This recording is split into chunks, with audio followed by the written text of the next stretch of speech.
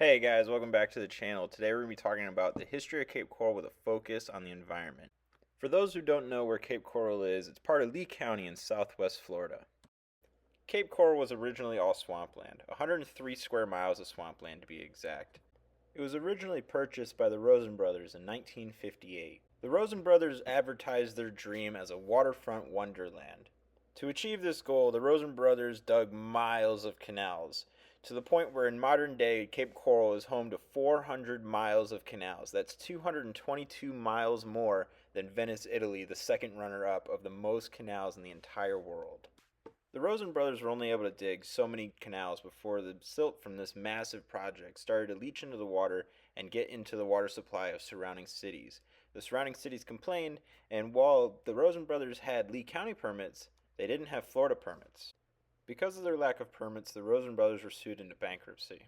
And this was only but the start of some of the environmental challenges that Cape Coral would see. In 1970, this area that the Rosen brothers had been developing was finally incorporated into the great city of Cape Coral. Nowadays, Florida has created agencies like the Florida Fish and Wildlife Commission to watch over the environment. Among many other things, one of the things these agencies do is keep track of animal populations, specifically endangered species and invasive species. For some examples, we have the burrowing owls, which are very famous to Cape Coral. The protection of the burrowing owls is taken very seriously in Cape Coral. To raise awareness, every year Cape Coral has the Burrowing Owl Festival. Some of our other protected species include the manatee, which can be seen all throughout Florida, not just Cape Coral. Among our protected species, we also have numerous invasive species, for example the Australian pine and the very famous green iguana. But native and invasive species are just one of the things that the FWC monitors. Another thing that they monitor is the environment itself. Florida has a giant lake in the center of it called Lake Okeechobee. The lake used to overflow and naturally flow down through the south side of Florida. But in 1928 this became a big problem for people in the hurricane of Okeechobee, killing 2,500 people. In response, a berm was built around the lake so that during a storm when it fills up with water and it goes to overflow, the water can be released in a controlled manner through these spillways. But like all good things, this created a new problem. And remember earlier when I told you that the water used to flow through the south side of Florida? Well, that water used to flow through the vegetation and filters out.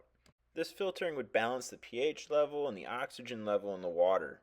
But now that this berm is here, the only outlet for the water are the Port St. Lucie River and the Caloosahatchee River.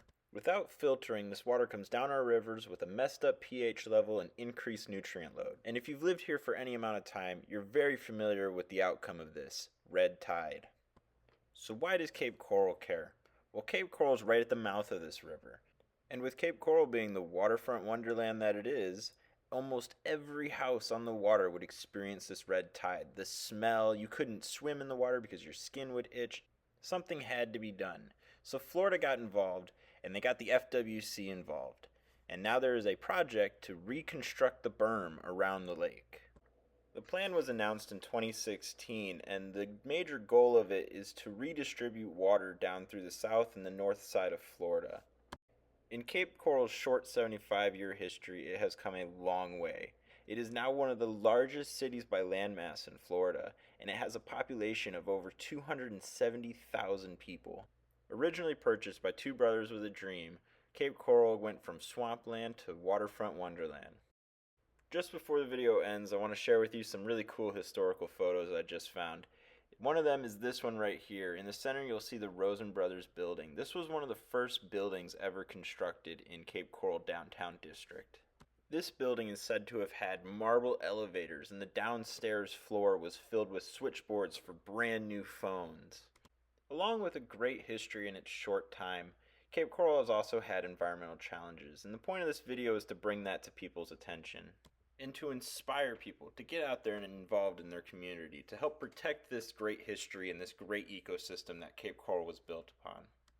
Well, thank you for watching, guys. I hope I've inspired you to get out there and get involved, and you can find the link to the sources in the description.